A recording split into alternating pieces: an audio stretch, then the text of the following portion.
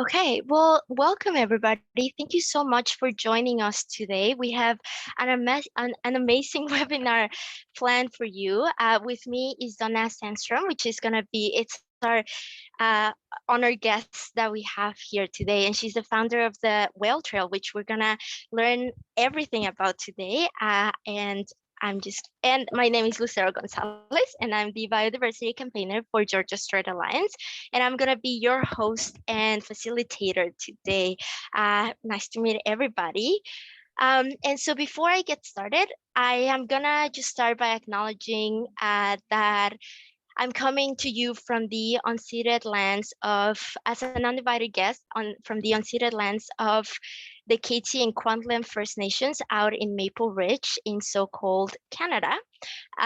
Today, with this land acknowledgement, I remind myself of my ever-changing commitment to not only respect, take care, and advocate for these lands and waters I now call home, but to learn, honor, and respect the history and culture of this place and the people who have been here since time immemorial. I also want to acknowledge that Indigenous people are the first advocates of these lands, water, and species and I am extremely grateful for their continued efforts and leadership in the recovery and protection of southern resident orcas. I also believe that it is my responsibility to take an active part in the process of reconciliation with Indigenous people. I would also want to encourage everybody to learn, unlearn, and act towards reconciliation with the nations on whose territory you live, play, and work from. And if you want to share, please let us know where you're coming from today, because we would really love to get to know you. Um, so I'm just gonna run you through our little agenda for today. We obviously are gonna learn everything about the whale trail, and the presentations are gonna take around 30 to 40 minutes, and then we're gonna go into a Q&A period. So if you have any questions that come to you while you're listening to the amazing Donna, please put them in the Q&A section or in the chat. I also encourage you to chat with your fellow participants on the chat, and put comments, reactions, anything that comes to mind when you are listening to Donna and to the presentations. Um, Okay, and then I'm just going to start with a quick introduction to southern resident orcas and orcas in general. So in the Salish Sea, we have three ecotypes of orcas: the residents, and the residents divide in two populations, which are the southern and the northern residents. We also have the beaks orcas or transient orcas, and then we have the offshore orcas. All of these ecotypes, even though they live in the relatively same space in the world, they all have different languages, they have different cultures, they have different diets, and so it's very interesting to get to know about them. Um, but you know, it is Orca Action Month, and in Orca Action Month, we do focus a little bit more about the southern resident orcas. The southern resident orcas are the population out of all of them that we have in Canada and the United States that are the most endangered. The southern resident orcas right now are endangered in both the US and Canada, and there's only 73 of them. However, this does not include two calves that were born in 2022, um, just because like technically you don't really count calves until they are like a year old, and so they only receive an alphanumerical designation, but they do not receive a name until they're a year old. So we are really hoping for their growth and that they can get to that mark in their lives and receive the name and be part of the population. So unfortunately, the state of the southern resident orcas is that it has been declining since 2026, and they really have not shown signs of recovery at the population level. However, we have seen signs of recovery. For example, in JPOD, last year, the researchers found that it was the best body shape that they've been in a long time. So there is a signs of recovery in the individual level, but we're still hoping to see more signs at the population level. And so, as I mentioned, there's two new caps in the population, one from J-pod and one from K-pod. Although the one from K-pod has not been officially confirmed, neither do we know who their mom is.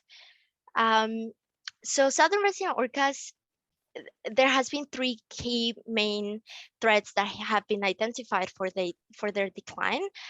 Lack of abundant prey, meaning that they do not have enough Chinook to eat, vessel and noise disturbance, and contaminants. And I'm just going to talk very little about each of them so you kind of get habituated with what they're dealing with.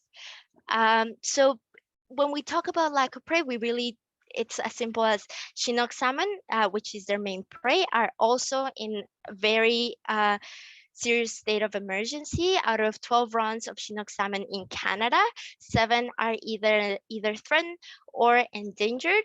And southern resident orcas, they depend in Chinook salmon. They eat a ton of Chinook salmon. Um, some researchers have said that southern resident orcas, like the whole population, need around 662 Chinook salmon a day to keep living the way they are. However, if we want them to recover, if we want them to gain weight, if we want them to be healthier, that number can increase much more. And so we really need to, pump up those numbers of Chinook salmon to aid their recovery.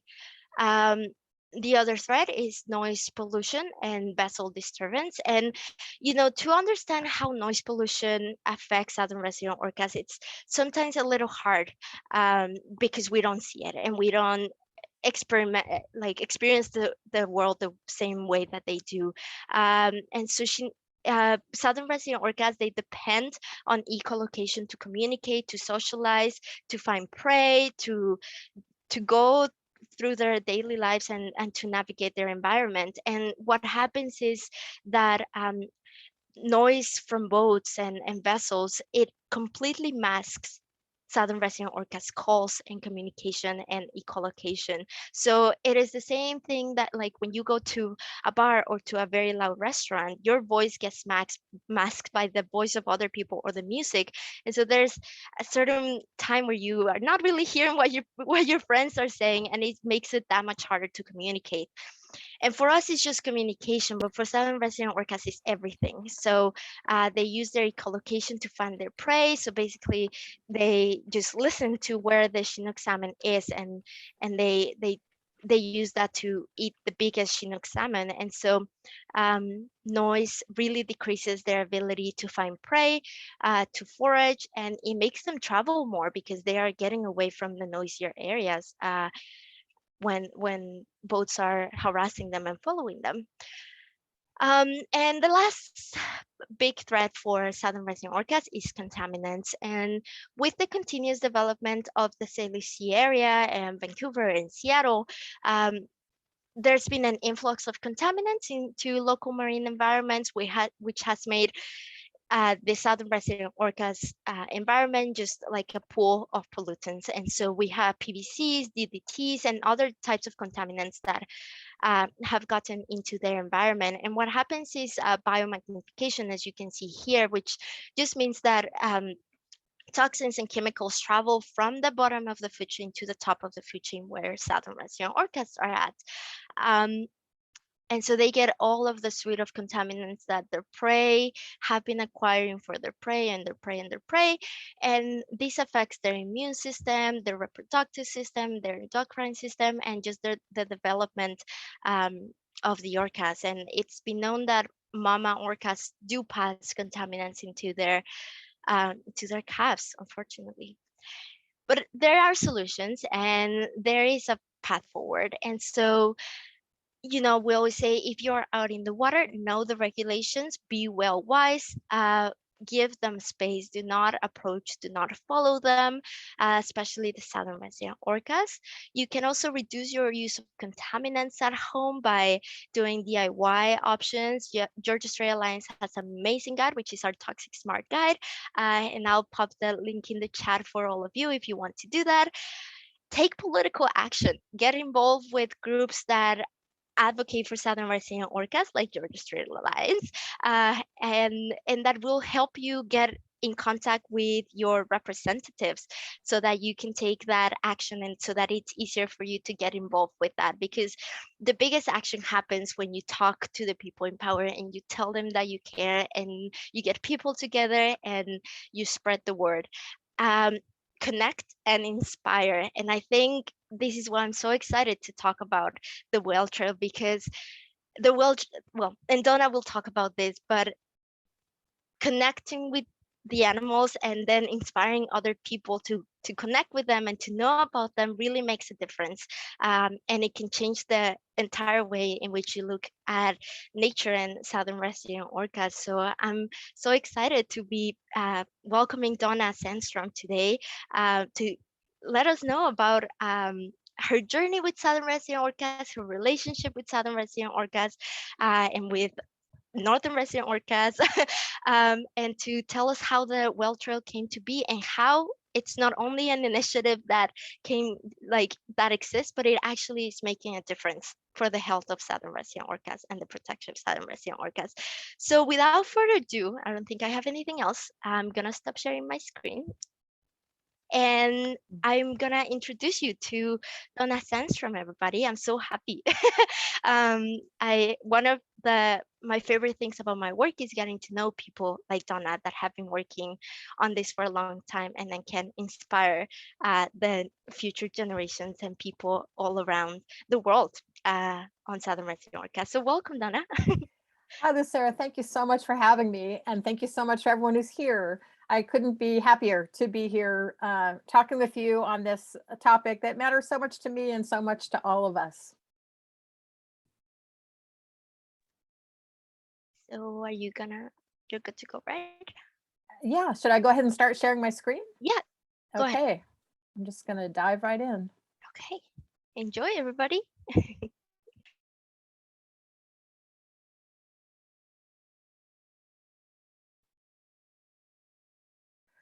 Well, hello, everyone. Thanks again for spending this beautiful sunny Thursday night with us.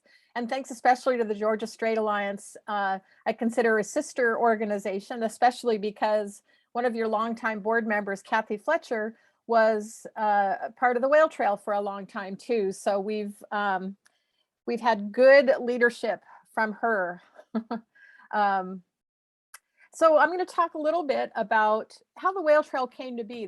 My story and the whale trail story talk about what we're working on right now and what we're looking ahead down the road on the whale trail and how you can help. First of all, I just wanted to say briefly what the whale trail is. It's a series of places where you can watch orcas or other marine mammals from shore. And each site has a page on our website.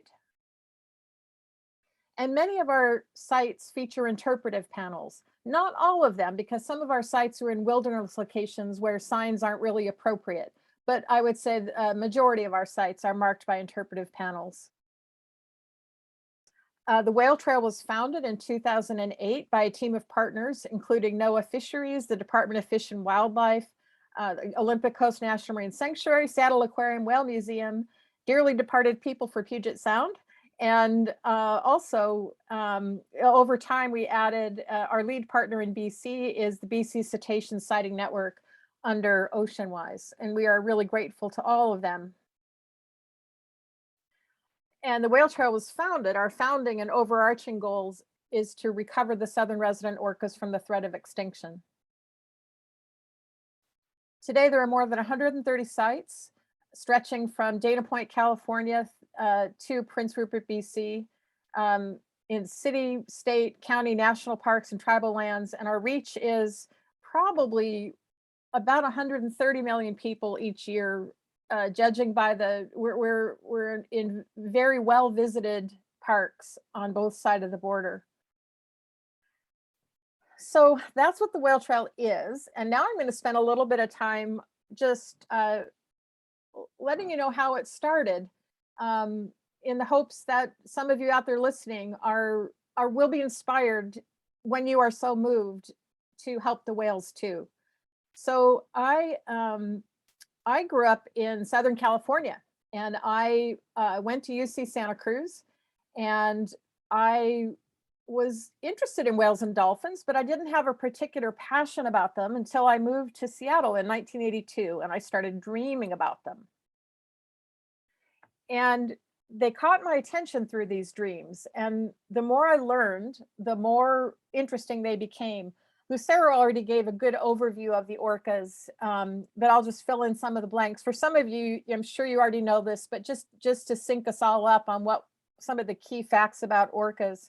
Orcas are the top predator in the sea, sometimes called the wolves of the sea because they work together to catch their prey. They're the largest member of the dolphin family. They're playful, curious, and intelligent. And they're distributed worldwide in every ocean and at both poles.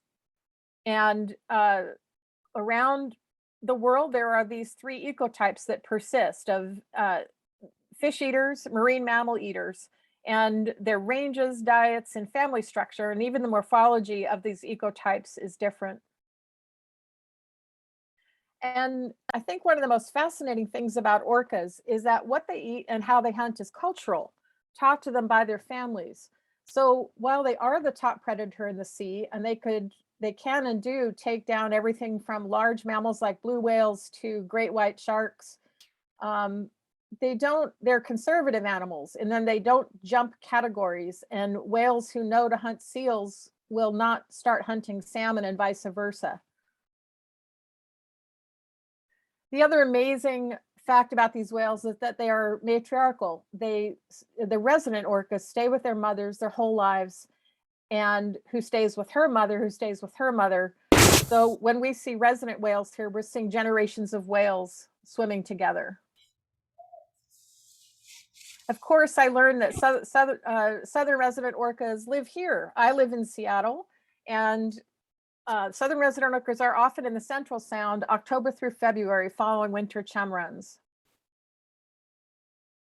And as I'm sure you're all aware, the southern resident orcas are deeply significant to and woven in our human culture here, especially with First Nations and Native Americans. They are celebrated in stories, songs, sculpture, and art, and are considered by many of them to be relatives.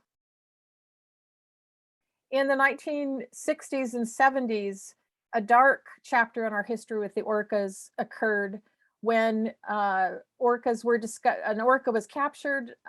Moby Doll was captured up in by accident up in Vancouver, and quickly became an object of intense public fascination, and a huge appetite for aquaria to display orcas was hatched.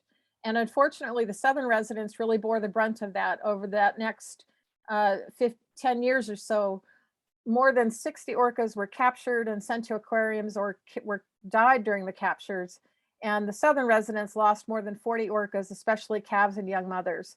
And of those whales who were taken during those years, only 2 are still alive today: Corky at SeaWorld San Diego and Lolita at the Miami Seaquarium.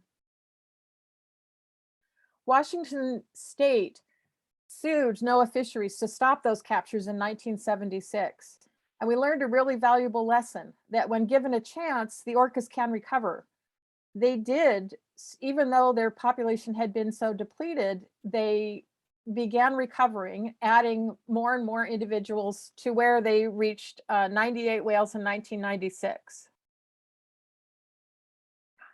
So as I became more and more fascinated about orcas, I started traveling to see them. And then in the early 1990s, I hosted my first public event. We brought Paul Spong to Seattle to talk about orcas and a project he had proposed to return Corky to her pod. And that's what kind of compelled me to move from being a private person just enjoying the whales to actually doing something to bring their story to the public. And that I founded an organization called Orca Alliance, and we did many public events in the 90s, including a festival about orcas on the waterfront called 1995. And in 1996, we actually hosted a well-attended symposium to bring Lolita home. At the same time, this was all a hobby and a passion. I had a career at Adobe Systems. I was a project and team manager on InDesign. What I love next to Orcas are Macintoshes. um, anyway, these threads of my life came together in 2002 when a little orca was discovered near where I live in West Seattle.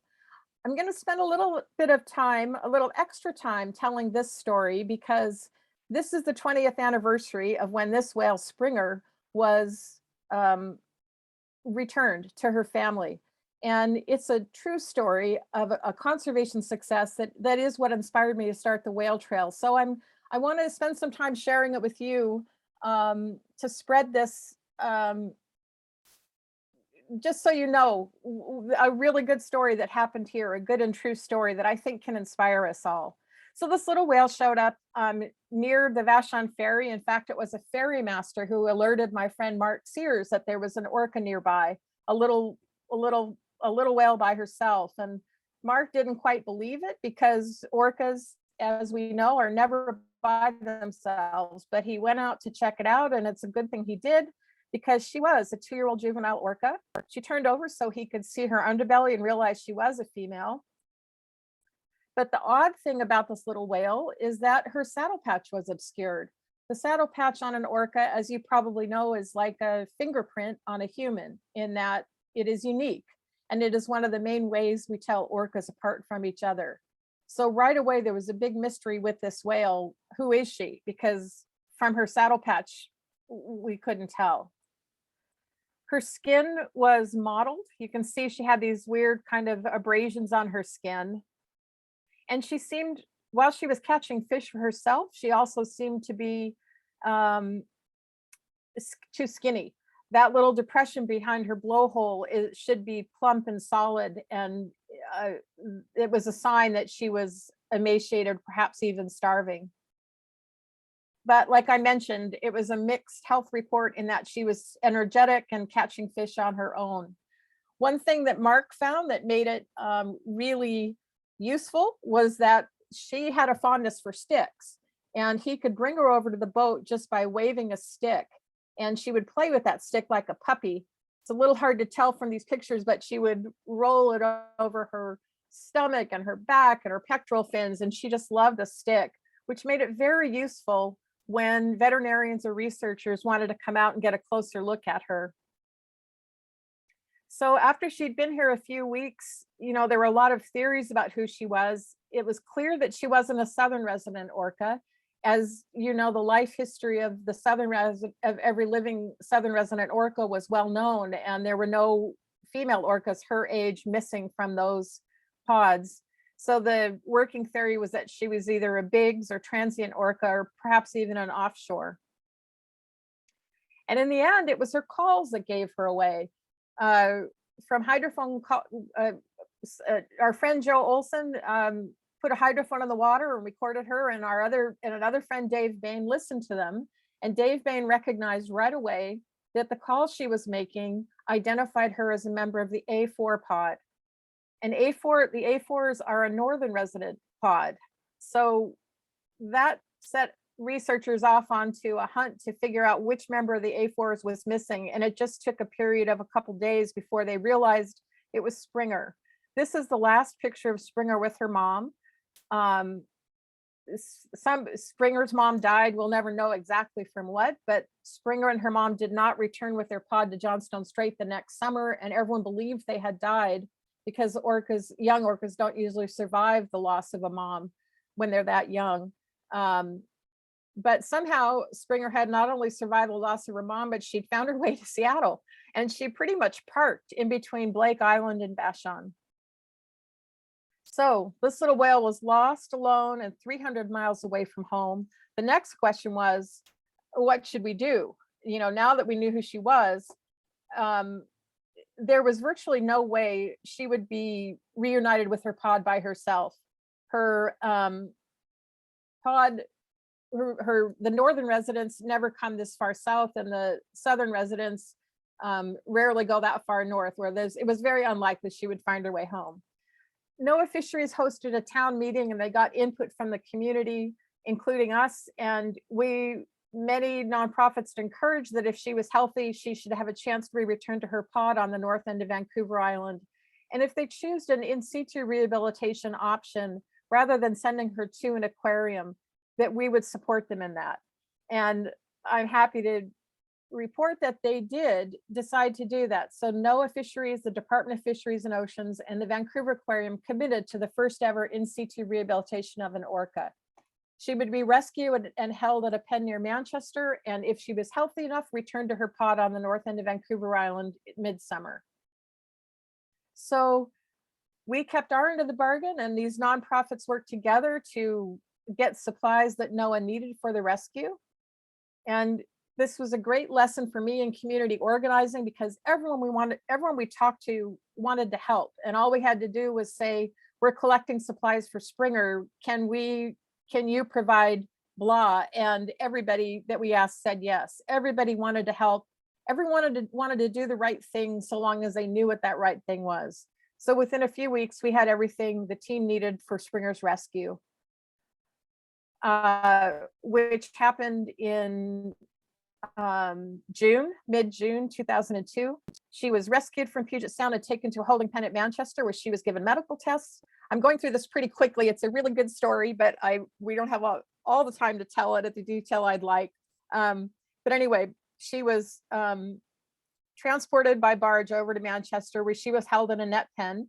And while she was there, the team wanted to keep her as wild as possible.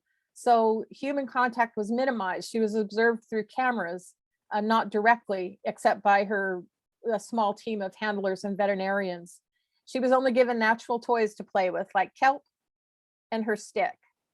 And she was fed through an improvised salmon slide, where live salmon was fed through a tube and deposited into her pen at random times, so that she wouldn't lose the ability to catch wild fish, and that she also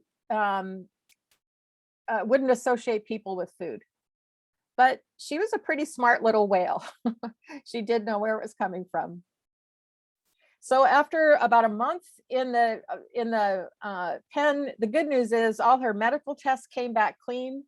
The most serious thing she had was a case of worms, and she got some deworming medicine, and she started putting on weight, and she was ready to go home. Meanwhile, in Canada selected a site for her to be released to, which was on Blackfish Sound in a place called Dong Chong Bay on Hanson Island, right around the corner from Orca Lab. And she was carried home on a donated catamaran, where I had gone to Canada with some other members of the Orphan Orca Fund, just to be there and witness when she came home. And all through the afternoon, First Nations gathered and other people gathered in Dong Chong Bay. And when the catamaran came around the corner, the baby came alive with singing and drumming. She was lifted one last time, lowered into a pen, welcomed home by Chief Bill Cranmer from the Kwakwaka'wakw Nation, from the Namgis First Nation. And there it was. She was in her home waters again. You know, it took 2 countries, hundreds of people, organizations, companies, agencies to create this opportunity. But what would happen next would be up to the whales. Overnight, she heard northern resident orcas for the first time and started calling back to them. And the next day, sooner than anyone would have expected, I'm going to try and play this.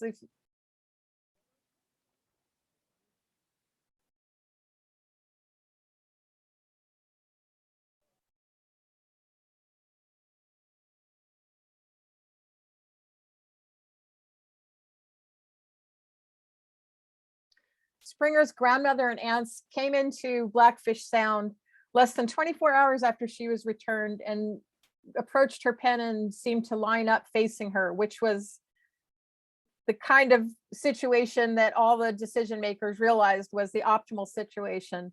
She didn't, though, reunite with her pod right away. It was a little touch and go in the beginning, but eventually over that summer, she did rebond with them.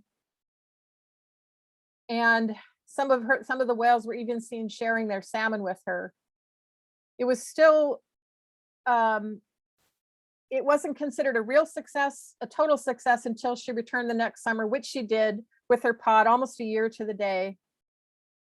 And she did every year since then. You can see over the years, she kept getting healthier and healthier. You can see her saddle patch nice and clear. And then in 2013, we got the best news of all, that she was seen with her first calf Spirit. And in 2017, it got even better. She had another calf, Storm. So this is an aerial view of Springer, Spirit, and Storm, just taken in just last year in 2021. This is her matriline, the A73s. So what did we learn from Springer? First, that orcas can go home again. This had never been done before successfully. How to work together. Leadership was courageous. The community was a part of it, and we all followed the science. Second, I think it's a really important lesson that we learn from our mistakes. 50 years ago, the same agencies were permitting captures, and now 2 governments work together to return this one whale to her pod. In that time, we learned a few things: how far orcas travel in a day, how to tell them apart, and how important their families are. So that really gives me hope. And finally, part of Springer's legacy is that she really transformed relationships in the effort to bring her home. Springer's legacy, the whale trail, is also part of Springer's legacy. While Springer thrived, the southern residents were in trouble. As Lucero mentioned, there are 3 threats that we've known about for quite a while. They're lack of prey, toxin accumulations, and vessel noise and disturbance. Not one of these things, but all. They work together in a way that has brought these whales to the edge of extinction in one human generation. So I knew I wanted to do something to help the whales. I wasn't sure what it would be, but looking around at the NGO landscape, there are a lot of groups focused on whales, but no one had done this yet, which was identify places to watch them from shore. And truly, my original goal was just to build awareness about the southern resident orcas. When people think of the whales here, they often think of them as living in the San Juan or Gulf Islands. But in fact, this whole region is important to them, from the salmon they catch out on the coast to the salmon they catch here in the fall and winter. So the goal was to plant awareness throughout their range. So as I mentioned, we founded the Whale Trail in 2008 with a team of partners. Our mission is to inspire appreciation and stewardship for whales. We didn't call it the Orca Trail because we wanted to encourage and inspire connection with all the whales and dolphins that people might see. In 2010, we started out identifying 16 sites in Washington State, and we added our first signs in 2010, mostly along the Strait of Juan de Fuca, where the Whale Trail was actually inaugurated with a welcome by the Lower Elwha Clallam tribe. In 2011, we added 2 signs in every Washington State ferry. They're not shore-based, but they do offer an incredible vantage for watching and learning about whales. In 2013, we added our first sign on the Pacific coast. And you can see our signs, while the art is different, the message is the same, which is our signs teach about the animals that people might see from that location. It's designed to connect people directly to the place that they're at, celebrate a specific location in this shared activity. That was our first sign on the Pacific coast, was at Kalaloch. And the next year, we expanded down to the southern end of the southern resident orca range to Monterey, California, in a partnership with National Marine Sanctuaries. We did this as part of an Orca Tour 2014, which Georgia Strait Alliance sponsored a stop on that tour, featuring conservationist and author Eric Hoyt. And then in 2015, in a partnership with Oceanwise, we expanded the Whale Trail into British Columbia, and we added our first sign there at Thieves Bay. And again, you can see the art kind of evolving. It's based on what the local teams, the whale trail is deeply collaborative, and we let the local teams take the lead on what the art should look like and say. It's the message that matters to us. In 2017, we kind of closed the circle. We brought, I don't know if you can see that, the picture of the dancer with that orca mask on. That's the dancer who was in one of the canoes that welcomed Springer home. So we inaugurated a sign on Vashon Island at Point Robinson for Springer's 15th anniversary. In 2019, the governor visited one of our newest signs at Deception Pass State Park. And in 2018, we added 11 signs along the Northern California coast with the Hollings Award from the National Marine Sanctuary Foundation. So as I mentioned at the start, now there's more than 130 sites, and we still have a long way to go. We've got some big holes in our coverage down in Southern California and kind of at the northern end of California, and then more along the coast. And now we're actually thinking we've expanded beyond the southern resident orca range. So now we're thinking the gray whale range. So we would really like to extend the whale trail from Baja to Alaska. I wanted to say a word about why the benefits of shore-based whale watching. First, it's free. Second, anyone can do it. It helps increase citizen sightings, and it engages a broad and diverse public who might not otherwise be aware of what they're looking at when they look at the water, how many animals are sustained by this ecosystem. And of course, especially for the southern residents, there's no impact in terms of introducing noise into their habitat, which we know is so important now. We also do programs. We pioneered a series of lectures called Orca Talks. As I mentioned, the Orca Tours with Eric.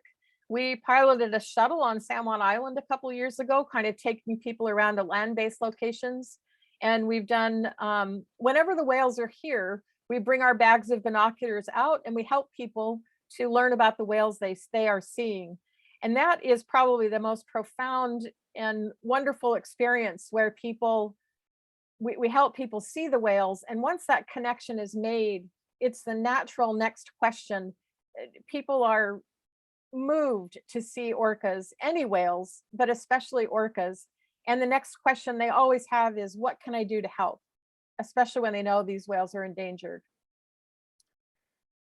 One of our programs, we do this in about every other year. We have a program called Welcome the Orcas to celebrate the return of the orcas to Central Sound. And these pictures were from 2018, where K-Pod actually showed up right on time to be welcomed. We also have a role as advocates. I was a member of Governor Inslee's task force on orca recovery. And in that role, I really championed measures to quiet the seas and to give the whales the best chance to forage and find what food is there. And in that capacity, I championed a licensing program for commercial whale watching, which had really grown exponentially during the same period the orcas declined, and expanded not just in the number of boats, but in the number of hours, to where these whales were getting watched by both commercial and recreational boaters 12 hours a day, 9 in the morning till 10:30 at night. And it seemed like that was unsustainable. And now we know that it is. So I want to say one thing. People sometimes assume that we are somehow anti-boat-based whale watching. That nothing could be further from the truth. But we do believe that wildlife viewing must be sustainable for the species that are being watched. And that was not the case for the southern residents anymore.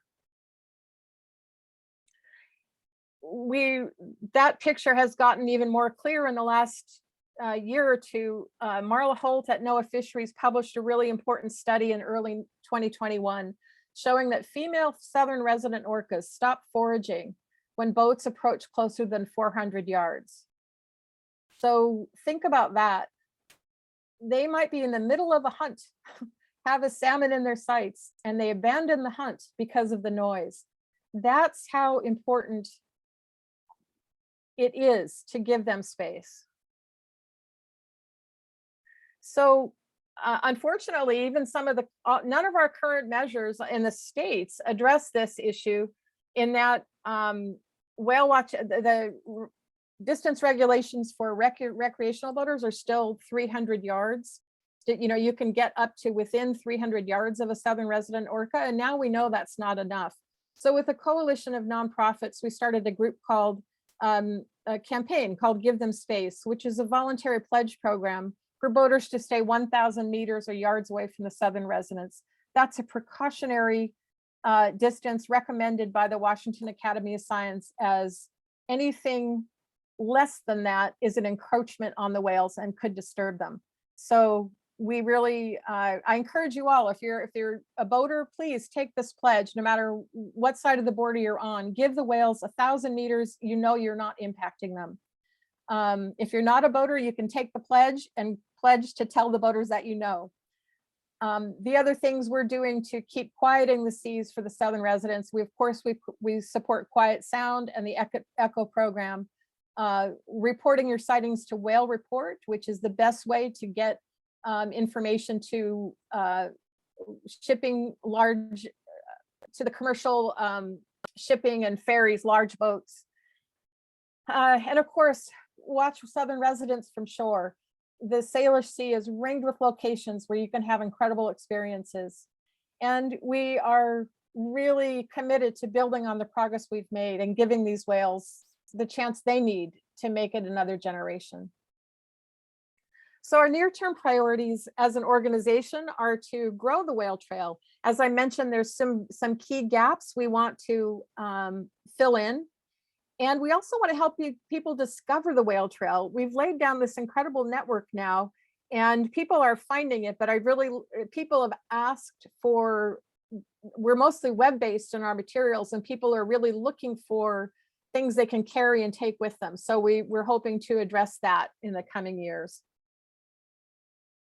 And I'm going to be focused, especially this next year. Springer inspired me to write a book about this story called Orca Rescue. And so especially this summer, while we're celebrating the 20th anniversary of her homecoming, I'm going to be spending a lot of time sharing this story. And that is a picture that Lance Barrett Leonard took of Springer, Spirit, and Storm spy hopping. The other interesting thing is that with the whale trail, we've pioneered something that people around the world are interested in and looking at. I've consulted with people in Iceland. I mean, as the impacts of noise on all ocean life, not just orcas, but as they are getting more well-known, people are looking for other ways to encounter wildlife, and watching from shore is certainly one of them. So I want to inspire us all that while we need to be pragmatic optimists, we need to have a clear-eyed look at the issues we face for the southern residents and for the oceans and other whales as a whole. For the southern residents specifically, of course, we need to restore salmon, reduce toxins, and quiet the seas. And in this, if there's one thing I've learned, it's that we all have a role to play. For Springer, it was like a relay race where everybody had a part, and we didn't see how it was all going to fit together until we had the wonderful benefit of hindsight. So whether it's everyday actions like reducing, using only organic products in how you clean your home or water your garden or take care of your garden, we all do have a role to play. Everyday actions, political actions, letting your voice be heard, let your governments know how much these whales matter to you, and support them when they take bold actions to protect the southern residents. And of course, watch from shore. Watching from shore is an act of conservation for the southern residents. And in this great work that we are in the middle of together here and now, I hope we can all learn from Springer's example that we need to work together. We need to be bold, feel the urgency of this for the southern residents. With Springer, we knew we had to get her home by midsummer. I fear that sometimes we're complacent about the southern residents, but we need to approach this work with just as much urgency as we did for Springer. And above all, choose hope. sometimes I feel like there's a pandemic of despair, or you get in despair thinking about the Southern residents, but that doesn't help them. Feel it and then recommit to doing whatever we can to give these whales a chance. And this summer, I wanted to let you all know this is the 20th anniversary of Springer's rescue, and we are celebrating July 14th. I think it's World Orchid Day, but it's also Springer Day. We're gonna rename it Springer Day, and watch the whale trail. We'll be rolling out some activities that anybody can do, as well as some events here in West Seattle. And then July 22nd to 24th, we're also going to have public celebrations up in Telegraph Cove. So I hope you'll join us for some or all of that. And finally, thank you. Thank you for your time tonight. Thank you for giving me a chance to tell this story. And thank you to Lucero and Han for organizing it. Thank you so much, Donna. That was amazing. I'm just gonna stop sharing your screen. Okay. Thank you. I love that. It was so inspiring, and I hope people are feeling as inspired as I am right now. You are completely right. Like, collaboration is what we need to help the southern resident orcas, and it's not only a way where we can help southern resident orcas, but we can help ourselves. Building community is also important for ourselves. So yeah, just I think we have some questions, and we're gonna go into question mode, people. So if you have any questions, comments, or anything you wanna tell us, please put it in the Q&A. And Lucero, can I just jump in? I want to say one thing, that I'm so grateful for all the partners who make the whale trail possible. We don't own any land, but all up and down this coast, people share this vision and this commitment to helping people experience the animals and the marine landscape in a new way. And we really couldn't do it without partners like GSA, or like BC Parks, or BC Ferries, or Oceanwise, or NOAA Fisheries. Everybody together has made this happen. Yeah, that's I just say we're honestly such a big fans of the whale trip. We love it. And talking about that, it is Orca Action Month. And so GSA did not only bring Donna together here to bring us this amazing webinar, but we actually planned a couple of webinars to celebrate Orca Action Month. We had one on Monday, and the recording is up in YouTube. So if you want to see it, we'll share a link. But we're also having one next week about southern resident orcas and the climate movement, because we did talk about some of the threats that southern resident orcas are facing, but as we know, the whole marine environment is suffering the effects of climate change. And so we wanted to bring that to light, have conversations about it. So if you want to join us, please go to the link that Han has just put in the chat, and join us. And talking about Han, I'm going to just introduce him because he's going to help us with the Q&A part of the webinar. So Han, if you want to put your camera on, Han is GSA's Orca Action Month assistant. He's joining us for the summer, and we're very happy that he's here with us today, and he's going to be helping us with some questions. So why don't you take it on, Han, if you want to tell us our first question. Yeah, sure, definitely. I would thank you, Donna and Lucero, for this amazing presentation. Let's jump to the Q&A. There's one question: how have you seen the movement to protect southern resident orcas change since Springer? I think this is a question for Donna. Yeah, well, when Springer was here, the orcas, we already knew as early as 2000 that the orcas were not doing well. They were dying younger and sooner than they should. Everybody was alarmed already. And we already knew, even then, we knew what the issues were: not enough salmon, toxin accumulations, and too much noise.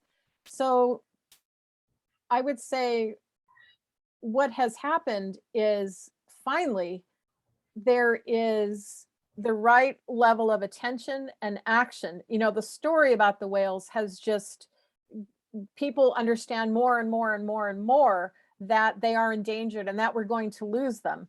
I started the whale trail because of a line that I read in the Washington Department of Fish and Wildlife published a report saying that the orcas, the southern resident orcas, could go extinct in less than 100 years if their population trend continues or worsen. And that's really what was like a cold bucket of cold water on me. 100 years is just a minute in time. And it seemed impossible that we could let this magnificent species disappear on our watch. So that with, you know, it has risen to the level of action by both governments. So I would say many more people are aware. And of course, Tahlequah, the southern resident orca who so memorably carried her calf, you know, her dead calf back in 2018. If anybody hadn't heard of the southern resident orcas or wasn't aware of their plight, she certainly changed that. It brought awareness of the southern residents to a whole other level. So I think awareness has gotten exponential. Unfortunately, I don't think our commitment to making big changes has quite kept pace with our awareness of the issue. We still have a ways to go to match our level of concern with what we're willing to do. 100%, thank you. And sorry, before I forget, talking about the whale trail, GSA is actually organizing a whale trail outing. We're going to have a field trip to the whale trail where we're going to have a little scavenger hunt kind of thing. It will be a family event and everybody here is invited. So if you want to get to know about that event, which I'm sorry, we don't have all the details finalized yet, but you can sign onto our mail list, to our Orca Action Team. And Han, if you have that link to pop it in the chat, that will be amazing. And you can get all of the news about that. And I hope a lot of people that are here can join us so that they can not only know about the whale trip, but actually experience it. And who knows, maybe we'll see a pinniped, a whale, something out there. And there's another question in the chat for you, Donna. Is the whale trail in multiple languages? You know, that's a good question. Actually, our website is the template for our website. You can go to it and toggle the language of the website. So that should work. I mean, we intentionally picked a design that supported that auto translation. We haven't yet. We haven't yet added signs in Mexico or got the whale La Ruta Ballena, La Ruta de las Ballenas is what we hope it will be called in Mexico. And we haven't we don't have anything there yet, but I'm hoping that will be in the near future. Awesome, thank you. And if you don't mind, Donna, I do have a question for you. And Yeah. so as Donna mentioned, she has an amazing book, and I just actually finished reading it and I cried a little bit. And it's very inspiring. So if you are interested in knowing more about the story of Springer, I would highly recommend it. As she did say, she had to go through this very fast, but she goes in great detail here.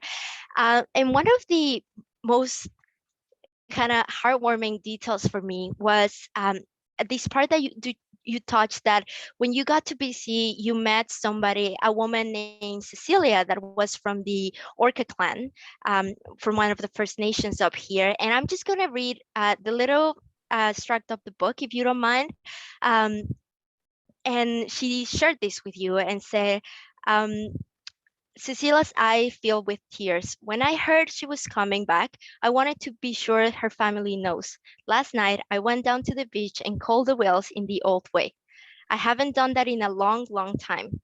Granny, I said, you better get here. Your granddaughter is coming home. And that's something that she shared with you. And little did you know, the next day, the northern resident orcas were there for Springer. So you want to share a little bit more about that experience with us? Because I teared when I read that. It was very powerful. Well, I'm really, I really moved that you brought that up, Lucero. And it was the one part of the story I never told. As often as I've told this story, I never shared it publicly until I wrote the book, because I wanted to have the right frame for it. And yeah, I think it speaks to the mystery of our connection with the whales. You know, I had gone up to Canada to see Springer, just to witness. We were planning on just waving at the catamaran as it went by. And we went to the grocery store in Alert Bay to get food for lunch. And I ran into this elder. I didn't run into her. She was in front of me, and she had a beautiful orca vest on, a killer whale design. And so I tapped her on the shoulder and said, you know, her vest was beautiful. And that's when she told me that. And when I told her I was there for Springer, she had a cart filled with food. She was having a big feast to welcome Springer home, or to celebrate that she was coming home. And I think, you know, the orcas, sometimes I feel like, you know, there's that myth about people trying to, all the blind people examining an elephant, trying to understand what an elephant looks like, by they each have a different part of the elephant. I don't know if you know that there's this old myth about that. And that's how I feel like it is with the orcas sometimes. We each have a different piece of this. And there's a deep cultural piece, there's a spiritual piece, there's a scientific piece. And all together, we start getting a sense of who these animals are.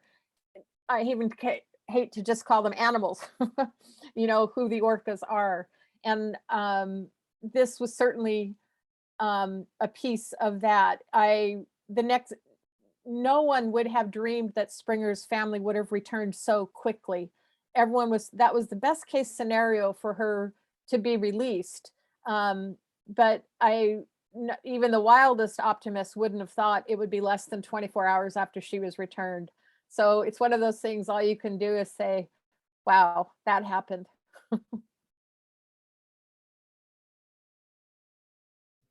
And an important reminder that we all do have a piece of this knowledge and experience, and First Nations especially. Thank you, Donna, for sharing that. There's another question for you. Could you see Springer's story in helping with on-site emergency medical aid of sick orcas? Yes, I mean, I think this was a scientific first, that you know, the successful rescue and rehabilitation of an orca. So certainly there have been a few orcas in similar situations as Springer's since that happened. Unfortunately, none of them has ended as successfully. The orcas, you know, capturing an orca is a risky and stressful thing for the whale. And in one case, there was a whale in Holland who was separated from its pod, and it was put in an aquarium and then never came out. In another case, I think there was an orca in New Zealand who was separated from his pod and died before a rescue could be attempted, largely because they didn't know who his pod was. That's the really key thing that was working in Springer's favor. We knew exactly who her pod was and where they were likely to be. Many people are familiar with Keiko, the whale who started the movie Free Willy. They attempted to reintroduce Keiko to his pod too, but they didn't even know who his pod was. So there was this assumption that he might or this hope that he would bond with other orcas. But I think orca societies are very complex, and you can't just drop an orca among other orcas and think they're going to bond. It's much, much different than that. So if that's another thing I think we've learned, that how to do it successfully, the ingredients for a successful rescue and reunion, it's not a sure thing no matter what, but in the best case, we would know those things. We would know who the pod was to return it to. I also want to say quickly, people have encouraged intervening with sick whales, separating them from their pods. We absolutely do not support that. We wanted to the whole reason we supported intervening with a wild whale was because it was the only way she was going to be returned to her family. Under no condition do we support separating a whale from its family. And I'm very worried by people who think if there's nothing else we've learned, it's how important these whales are to the family. And I can't imagine the stress of a separation like that it would have on, especially a southern resident whale. So it's a subtle thing, but I think we have to tease those apart. Direct intervention is a risky and slippery slope, and you don't want to do it unless it's to return an orca to its pod. 100%. Well, unfortunately, we have reached the end of this amazing webinar.